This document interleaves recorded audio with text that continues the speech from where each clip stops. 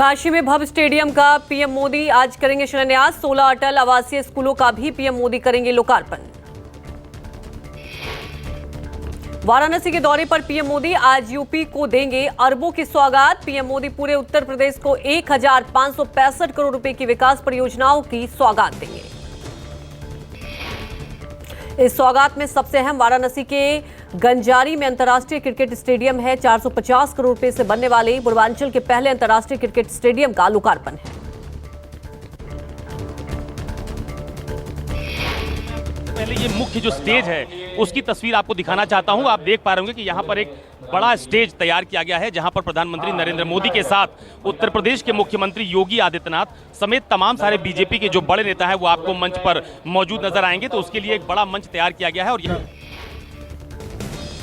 Cricket stadium के लोकार्पण के मौके पर वाराणसी पहुंचे बीसीसीआई अध्यक्ष रोजर बिन्नी, उपाध्यक्ष राजीव शुक्ला, सचिव जय शाह काशी विश्वनाथ मंदिर में दर्शन करने पहुंचे।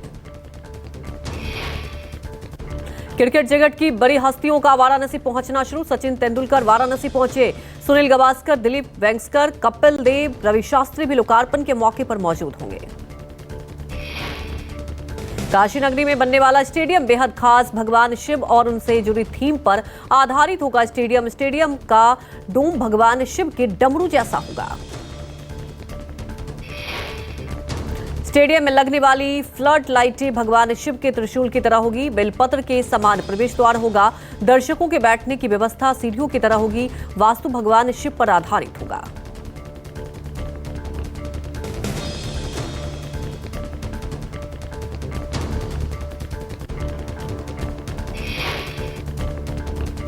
वाराणसी के रुद्राक्ष कन्वेंशन सेंटर से पीएम मोदी काशी सांस्कृतिक समारोह में शामिल होंगे।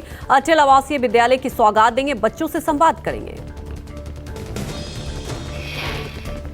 महिला आरक्षण बिल को लेकर होर्डिंग से पटा वाराणसी।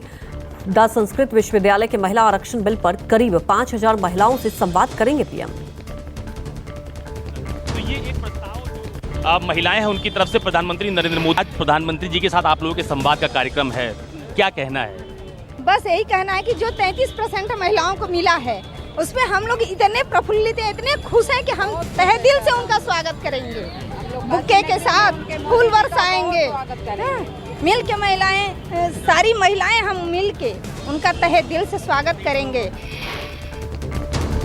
दिल्ली के विज्ञान भवन में अधिवक्ता सम्मेलन में शामिल हुए प्रधानमंत्री मोदी। पीएम मोदी ने अधिवक्ता सम्मेलन का शुभारंभ किया। देश में पहली बार अधिवक्ता सम्मेलन शुरू किया गया है।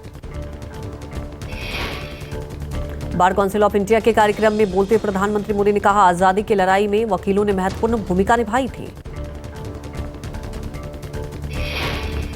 पीएम मोदी ने कहा, विश्व में भारत की जो बेहतर छवि बनी है उसमें यहां की निष्पक्ष न्याय व्यवस्था का बड़ा योगदान है।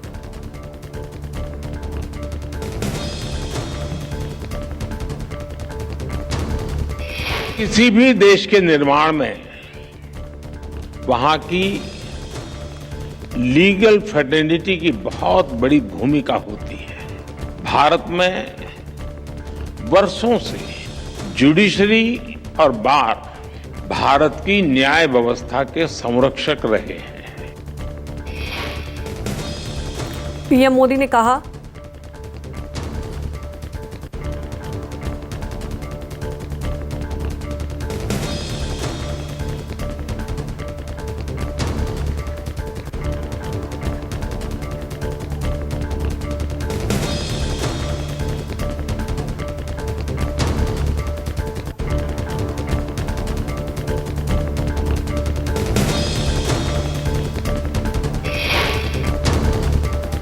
रमेश बिधूरी के अमर्यादित बयान के बाद दानिश के घर जाकर मिले राहुल गांधी। बीएसपी सांसद दानिश अली को राहुल गांधी ने गले लगाया। कहा, नफरत के बाजार में मोहब्बत की दुकान।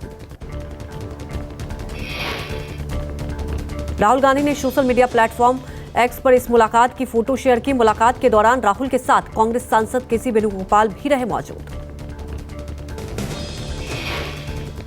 बीएसपी सांसद कुमार दानिश अली पर बेहद अपमानजनक बयान देकर फंसे बीजेपी सांसद रमेश बिधूरी। बीजेपी ने जारी किया नोटिस, 15 दिनों में मांगा जवाब। लोकसभा में बिधूरी के आपत्तिजनक बयान पर रक्षा मंत्री राजनाथ सिंह ने जताया खेद। बिधूरी के बयान पर हंसने पर रविशंकर प्रसाद और हर्षवर्धन पर भी उठ रहे हैं सवाल। बीजेपी सांसद के बेहद अभद्र बयान पर विपक्ष हुआ हमलावर। सपा अध्यक्ष अखिलेश ने सदस्यता रद्द करने की उठाई मांग। ओवैसी बोले, बीजेपी एक अताह खाई, बिधुरी पर नहीं होगी कार्रवाई।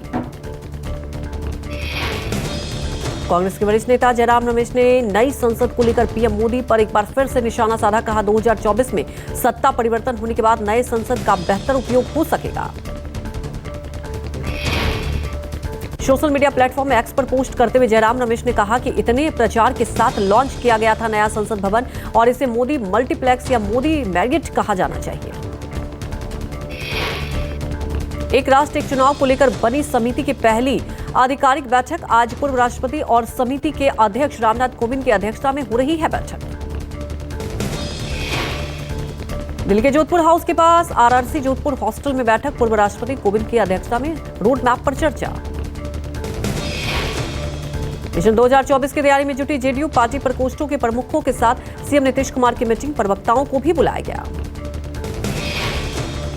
पीएम मोदी के गुजरात दौरे में बदलाव किया गया। अब 2 अक्टूबर की जगह 26 सितंबर को पीएम मोदी गुजरात जाएंगे। आज मुंबई दौरे पर केंद्रीय गृह मंत्री अमित शाह लालबाग गणपति के दर्शन करेंगे। अमित शाह शाम को यूनिवर्सिटी में लेक्चर देंगे। संयुक्त राष्ट्र महासभा में कश्मीर का मुद्दा उठाने पर भारत ने पाकिस्तान की लताड़ लगाई। पाकिस्तान को हमारे घरेलू मामलों पर टिप्पणी करने का कोई अधिकार नहीं। संयुक्त राष्ट्र में राइट टू रिप्लाई के तहत पाकिस्तान पर गर्जा भारत ने पाकिस्तान को करारा जवाब देते हुए कहा, पीओके में पहले कब्जा वाला इलाका खाली करो फिर बात करो।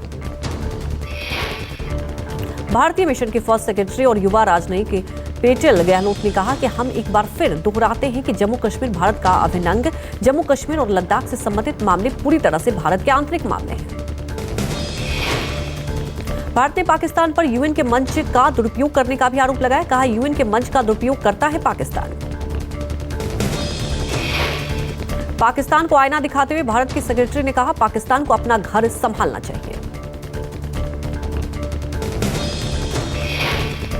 पाकिस्तान के कार्यवाहक पीएम अनवर उल हक ने यूएन में अपने संबोधन में जम्मू कश्मीर का मुद्दा उठाया था। पाकिस्तानी पीएम ने कहा, नई दिल्ली और इस्लामाबाद के बीच शांति के लिए कश्मीर अहम है।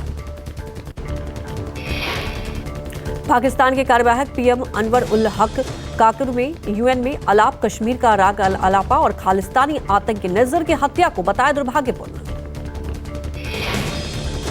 अमेरिका के न्यूयॉर्क में मिले क्वाड देशों के विदेश मंत्री एस जयशंकर के साथ अमेरिका, ऑस्ट्रेलिया और जापान के मंत्रियों ने हिंद प्रशांत क्षेत्र में सुरक्षा को लेकर दोहराया संकल्प।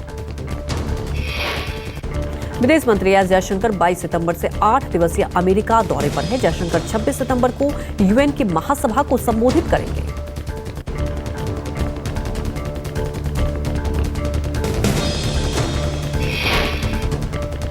अमेरिका में रिपब्लिकन पार्टी की नेता निकी हेली ने चीन को घेरा। निकी हेली ने चीन को अमेरिका और दुनिया के अस्तित्व के लिए खतरा बताया। निकी हेली ने हैम्पशायर के प्राइमरी चुनाव के दौरान चीन पर हमला बोला। कहा, ड्रैगन जंग की तैयारी में लगा हुआ है। अमेरिका के चुनाव में ट्रंप की पार्टी के उम्मीदवार के तौर पर उभरी निकी हेली ने कहा, ताकत और गौरव हमारे राष्ट्रीय अस्तित्व के लिए आवश्यक है, खासकर कम्युनिस्ट चीन के सामने। भारी बारिश के कारण पानी हुआ नागपुर, लोगों का आवाजाही में हो रही है दिक्कत। भारी बारिश के बाद स्कूल और कॉलेज बंद। बारिश के कारण अमझारी झील ओवरफ्लो हो गया। लगातार हो रही बारिश के कारण कई इलाकों में घुसा पानी। एनडीआरएफ की टीम कर रही है रेस्क्यू। भारी बारिश के कारण बस डिपो और कुछ घरों में भी कई लोग फंस गए। कुछ स्थानों पर फंसे लोगों को बचाने के लिए प्रशासन कवायद कर रही है। नागपुर में 4 घंटे में 100 मिलीमीटर से ज्यादा हुई बारिश। बारिश के कारण शहर के निचले इलाकों में पानी जमा हो गया। नासिक में भारी बारिश की वजह से उफान पर है गोदावरी नदी। लगातार हो रही बारिश के चलते आवाजाही में हो रही है परेशानी। हिमाचल में भारी बारिश की चेतावनी। सोलन, ऊना, हमीरपुर और बिलासपुर को ऑरेंज अलर्ट किया गया है। कुल्लू, लाहौल स्पीति, चंबा और किन्नौर के कुछ क्षेत्रों में हल्की बारिश हुई है। पूरे मानसून सीजन में सामान्य से 24% ज्यादा।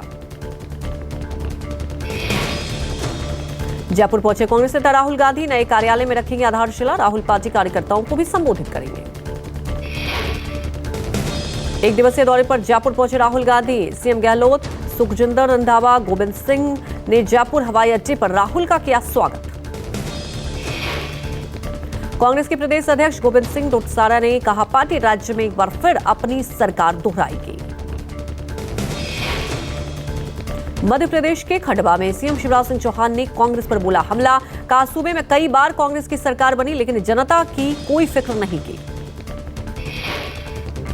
सीएम शिवराज सिंह चौहान ने कहा, सालों तक कांग्रेस ने सूबे की सत्ता चलाई लेकिन अपने शासनकाल में बिजली, सड़क, पानी की सुविधाएं तक भी जनता को नहीं दिया। उत्तराखंड के देहरादून में सीएम पुष्कर सिंह धामी ने 15 गाजों को नियुक्ति पत्र वितरित किया। दिल्ली के उपराज्यपाल विनय कुमार सक्सेना ने म्यूजिकल फाउंटेन का शुभारंभ किया। ब्रजभूषण मामले में आज राउज एवेन्यू कोर्ट में सुनवाई। ब्रजभूषण सिंह के खिलाफ तय किए जाएंगे आरोप। एनडीए में शामिल हुई जेडीएस, बीजेपी अध्यक्ष जेपी नड्डा ने किया ऐलान। मध्य प्रदेश में कांग्रेस गंगाजल के साथ कमलनाथ के 11 वचनों वाला पोस्टर घर घर पहुंचाएगी। इंदौर की 9 विधानसभाओं में 1 लाख घरों को दस्तक देने की तैयारी। कांग्रेस के अभियान पर सीएम शिवराज सिंह चौहान ने कसा तंज। कहा, जो झूठे होते हैं उन्हें कसम खाने की पड़ती है जरूरत। पटना में शुक्रवार को सीपीएम नेता सीताराम येचुरी ने की आरजेडी अध्यक्ष लालू प्रसाद से मुलाकात। सीएम नीतीश कुमार और डिप्टी सीएम तेजस्वी यादव से भी मिले येचुरी।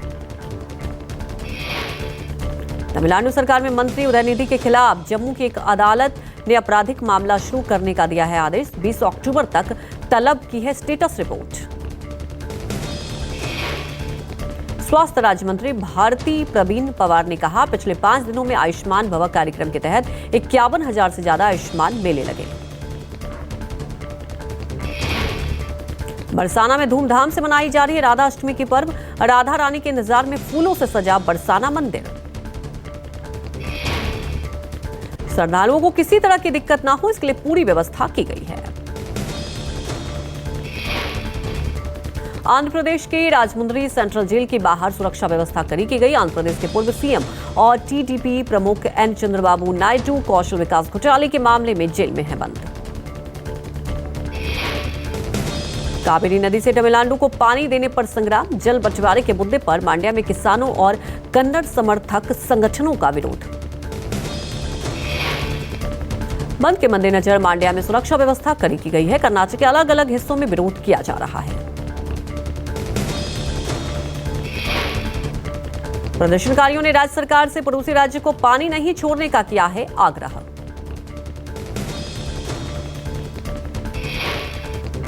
पश्चिम बंगाल की सीएम ममता बनर्जी ने दुबई में बिजनेस कॉन्फ्रेंस में की शिरकत। राज्य में निवेश के लिए विदेश दौरे पर है ममता। हाई प्रोफाइल आईपीएस विजय रमन का पुणे की अस्पताल में निधन। 1975 बैच के आईपीएस थे विजय रमन। गुजरात के भरूच में 4 धाम मंदिर की थीम पर बना है गणेश पंडाल।